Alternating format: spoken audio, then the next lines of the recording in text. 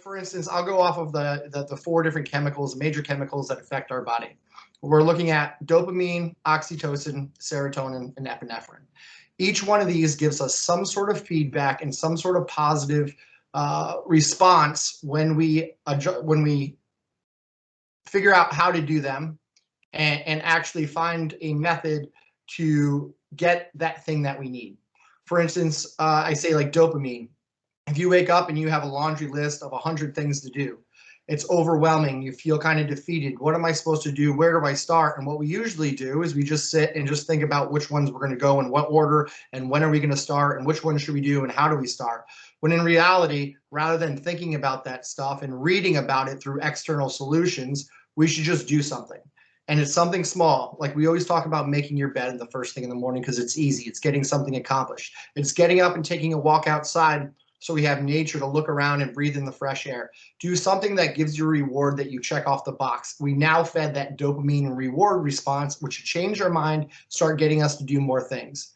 If we're looking for, if we're looking for something, like the social interaction, like, oh man, I feel like I want to go hang out with my friends today. I feel like I need something like that. That's when we're looking at serotonin. Right? So we need to make sure that if we feel that we need to hang out with somebody, we have to try and make it our daily goal to get and spend time with someone so we can get that serotonin response to make us happy. If we're missing the human touch, which is very natural for us veterans, that we disconnect ourselves from human touch because we don't want to feel that vulnerability that we have. When in reality, we need that human touch to provide and comfort us. So if you're missing that human touch, we're looking for oxytocin. We're looking for a hug, just coming and hugging somebody. It's the same thing that babies get coddled. And there was a Russian test that they left babies without being coddled or touched, and these babies were dying. It's a horrible study that they did. I don't remember the year, but it was a long time ago.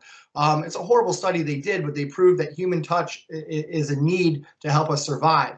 And at the same time, we have epinephrine, which is the final one I'm going to talk about. And that's a movement. If we're feeling lethargic and sluggish and something like that, our body needs to move.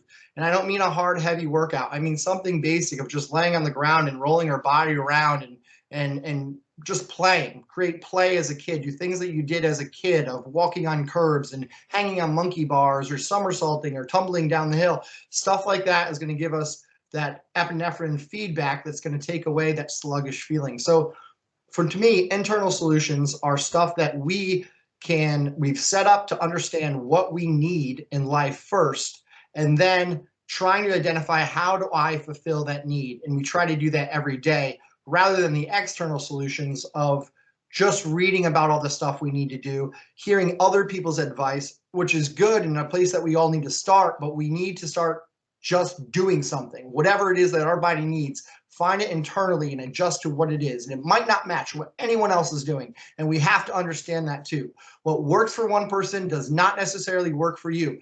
It might be a lot easier. It might be a lot harder. It might be something totally different.